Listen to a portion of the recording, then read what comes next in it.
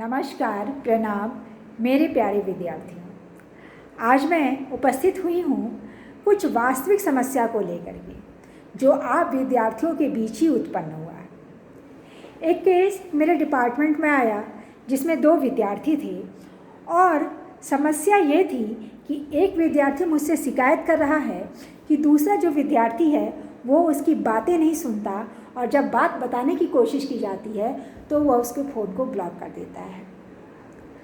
अब जब मैंने इस बारे में जानने की कोशिश की बात क्या है, बात तो समझ में मुझे उतनी नहीं आई, लेकिन दूसरे का कहना था कि मैडम अगर पढ़ाई छोड़ के ये कुछ बात करेगा तो मैं इससे बात नहीं करूँगा। क्या पढ़ाई छोड़ के हम दूसरे बात करने के लिए हैं? मुझसे दोस्ती करना है तो सिर्फ पढ़ाई का बात करना होगा, और अगर पढ़ाई छोड़ के दूसरा बात करेगा तो मैं सुनने को तैयार नहीं हूँ। मैंने इसका नंबर ब्लॉक कर दिया है। अब इसको हमसे कोई मतलब नहीं है। कॉलेज आना है आओ, पढ़ना है पढ़ो, नहीं पढ़ना नहीं है तो जाओ। अब देखिए, समस्या ये थी कि वो जो पहला विद्यार्थी था वो अपने हृदय की कुछ दुख बताना चाह रहा था। जो भी बात होगा, बच्चे का मैं तो नहीं समझ पाती, लेकिन जो भी होगा वो उसको अपनी बात बताना चाह रहा था। और दूसरे का कहना था कि नहीं, मैं इसकी कोई भी बात पढ़ाई के अलावा नहीं सुनूंगा। अब मेरा ये कहना है कि मित्र ही किस काम का जो कि किसी के दूसरे के दुख को ना समझ सके। ठीक है, हम जीवन में एक लक्ष्य बना के चलते हैं, जीवन में हम स्कोर बना के चलते हैं और जीवन पथ पर आगे बढ़ते हैं, लेकिन वो इंसान ही क्या जो दूसरे इंसान का दुख ना समझ सके, वो इंसान ही क्या जो दूसरे का मदद ना कर सके। अगर मदद नहीं भी कर सकता है तो भी उसके दुख को समझ सकता था, सुन सकता था और यह कह सकता था कि चलो तुम्हारी मदद मैं नहीं कर सकता, मैं सुन लिया, इतना ही काफ़ी है, मुझे तो पढ़ना लिखना है और जीवन में आगे बढ़ना है। दोनों को आईएएस ही बनना है, दोनों का लक्ष्य आईएएस बनना ही है और दोनों ही मेहनती हैं, लेकिन अपनी अपनी जगह पे। अब मेरा ये कहना है कि जो पहला विद्यार्थी था बहुत दुखी हो रहा था, दुखी मन से निराश हो रहा था। मैं बस इतना ही कहना चाहती हूँ कि जीवन में अगर कोई दुख आता है, कोई समस्या आती है, कोई बात हो जाती है और अगर हम किसी से शेयर करना चाहते हैं, हम अपने माता पिता को नहीं बता सकते, हम अपने किसी मित्र को कहना चाहें जो मेरा खास है, जिसको हम अपना समझते हैं, हम उसी के पास जाके अपनी बात को कहते हैं। लेकिन अगर वो मित्र भी हमारी अगर कोई बात नहीं सुनना चाहता है तो आप उस मित्र को ज़बरदस्ती तो किसी को नहीं सुनाया जा सकता, ना मित्रता बनाई जा सकती है, ना अपना तो बोध लाया जा सकता, ना प्रेमी किया जा सकता। तो ज़बरदस्ती हम किसी से कोई भी जो बात है वो हम नहीं कर सकते हैं, ना कह सकते हैं। तो अब है कि अगर ऐसी समस्या हो जाए कि कोई बात है हृदय का और हम किसी से नहीं कह पा रहे हैं तो हम करें क्या। मुझे जितना समझ में आया मैंने अपने जीवन के अनुभवों के आधार पर बताया। पहली बात तो ये आप तय मान लीजिए कि दुख हर किसी के जीवन में है। लाइफ इज सॉरो, कहते हैं ना कि हमारा जीवन जो है दुखों से परिपूर्ण। हम कितना भी कुछ कर लें, हमारे जीवन से दुख जुड़ा रहेगा। तो इसको आप अपना मित्र मान लीजिए, ठीक है। आप अपने मित्र मान करके इसको आप जीवन में साथ साथ इसको लेकर चलिए, और अगर कोई दुख तकलीफ़ आती है तो आप हमेशा मुस्कुराते हुए चलिए, क्योंकि ये आपके जीवन का अभिन्न पार्ट है।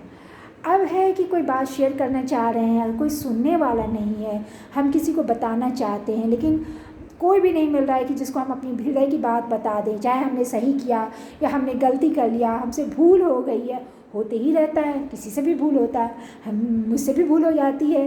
तो भूल हर मोड़ पे हर इंसान से होती है, कहीं ना कहीं जीवन में भूल करता है। और अगर हम कोई बात अपनी बताना चाह रहे तो क्या करें। तो मैंने यही कहा कि देखिए, हमारा सबसे अच्छा मित्र कौन है? हमारे भगवान हैं, हमारे ईश्वर हैं, वो हमारे परम मित्र हैं। वो हमारी अच्छी चीज़ों को भी देख रहे हैं और हमारी बुरी चीज़ों को भी देख रहे हैं, गलत चीज़ों को भी देख रहे हैं। उनकी नज़रों से कुछ छुपा नहीं है, लेकिन फिर भी हम मानो जानते हैं, समझते हैं, फिर भी हम गलती करते हैं, क्योंकि हम अपने आप को नियंत्रित नहीं कर पाते, अपने आप को संयमित नहीं कर पाते। तो अगर कोई बात है और मुझे कहनी है तो हम अपने सबसे अच्छे मित्र से कह दें। चलो भगवान को कह देते, थोड़ी देर भगवान के सामने बैठ जाया कीजिए, थोड़ी देर ध्यान में ही भगवान को याद कर लिया कीजिए। जब जहाँ है उसी स्थिति में भगवान को याद कीजिए। ज़रूरी नहीं है कि आप मंदिर ही जाएं। अगर मंदिर जाते हैं तो अच्छा है, एक आदत सी बना लीजिए मंदिर जाने की, और नहीं भी जाते तो कोई बात नहीं, जहाँ है वहीं प्रभु को अपनी हृदय की बात कह दीजिए। प्रभु से अच्छा मित्र कोई नहीं है।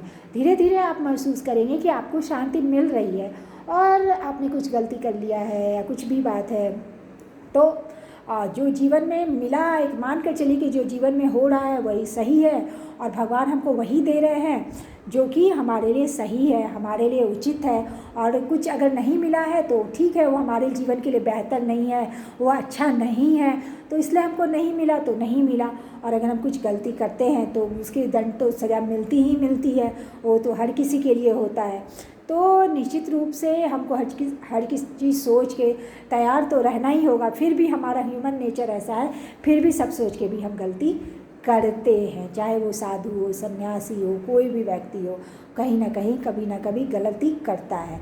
लेकिन फिर भी प्रायश्चित है। जब आप ईसाई धर्म में जाएंगे ना तो वहाँ एक प्रायश्चित आता है कि जब हम गलती कुछ करते हैं तो उसके अंदर प्रायश्चित की भावना रहती है कि हमको प्रायश्चित कैसा करना है। इस्लाम धर्म में भी आप जब जाएंगे तो इस्लाम में भी प्रायश्चित है कि भावना है कि प्रायश्चित कीजिए, नहीं तो आपको दोजक मिलेगा। दोजक यानी कि नरक का द्वार खुल जाएगा। और ईसाई धर्म में आप ईसा के सामने जाइए, प्रभु के सामने जाइए, प्रभु दयालु होते हैं, आपके सभी धर्मों को, गुणों को, आपने जो भी पाप किया है, जो भी दुख किया है, उसको माफ़ कर देते हैं। तो हमें भी, हमारे हिंदू धर्म में भी है कि हम भगवान के सामने जाएं, ध्यान करें, चिंतन करें, मनन करें, थोड़ा योगा करें, और सबसे बड़ी बात कि नित्य ध्यान में प्रभु को लाएं। और अगर कुछ भी हम ना करें लेकिन कोई समस्या आ ही जाती है और हमको कोई बोलने वाला नहीं मिलता, तो हम भगवान को अपनी समस्या को ज़रूर बताएं, क्योंकि उससे अच्छा मित्र हमारा कोई भी नहीं है। मैं जितना समझ पाई, आप लोगों के लिए तत्पर हो पाई, मैं उतना कोशिश की कि समस्या का समाधान कर दूं, क्योंकि मेरे सामने ये समस्या विद्यार्थियों ने ही लाया था। और सबसे बड़ी बात कि आप एक दूसरे के विद्यार्थी अगर मित्र हैं तो आप क्यों ब्लॉक करते हैं? मित्र हैं तो मित्र को समझा दीजिए। जब आपका गहरा मित्र है, आपको उसकी बातें नहीं सुननी है तो नहीं सुनिए, ब्लॉक मत कीजिए। ब्लॉक करने का मतलब है एक हृदय को ब्लॉक कर देने के बराबर बात है। तो बच्चे को कितना ठेस पहुंचा होगा कि वो फरियाद लेकर के मेरे सामने आया और पूरी बात को बताया, ऐसे हुआ, वैसे हुआ, वैसे हुआ। तो मुझे लगा कि ये बातें आपके साथ भी शेयर करूं कि अगर आपके सामने भी कोई समस्या आती है तो पहली बात कि अगर आप किसी के मित्र, और कोई मित्र आपका दुख, कोई भी अपना बात बताना चाह रहा है, तो आप सुन लीजिए। उससे निश्चित रूप से आपकी पढ़ाई में कोई हानि नहीं होगी। आप अगर समाधान कर सकते हैं तो कीजिए, अगर नहीं कर सकते तो बोल दीजिए कि मैं इसमें कुछ नहीं कर सकता, और इस तरह की बातें मुझसे ना किया करो, ताकि मेरा पढ़ाई डिस्टर्ब होता है, मेरा माइंड भटक जाता है। और जहाँ तक ब्लॉक करने की बात है, अगर वो परेशान नहीं कर रहा है आपको बार बार फ़ोन करके, तंग करके, मैसेजेस करके, तो आप ब्लॉक नहीं कीजिए। मित्रता कायम रखिए। जीवन में सबसे बड़ी चीज़ है मित्रता। एक अच्छा दोस्त मिलना बहुत ही मुश्किल है, सब कुछ मिल जाता है लेकिन एक अच्छा मित्र नहीं मिलता है। तो इसलिए अपने मित्रता को बनाए रखिए। और माता पिता तो हमारे सबसे अच्छे मित्र होते हैं, हमारे गुरु सबसे अच्छे मित्र होते हैं। तो आप निश्चित रूप से कोई ना मिले तो आप उनका सहयोग ज़रूर लीजिए। और माता पिता और गुरु आपके जीवन में हमेशा साथ साथ रहते हैं। और गुरु ना हो तो भगवान से बड़ा, ईश्वर से बड़ा गुरु तो कोई हो ही नहीं सकता है।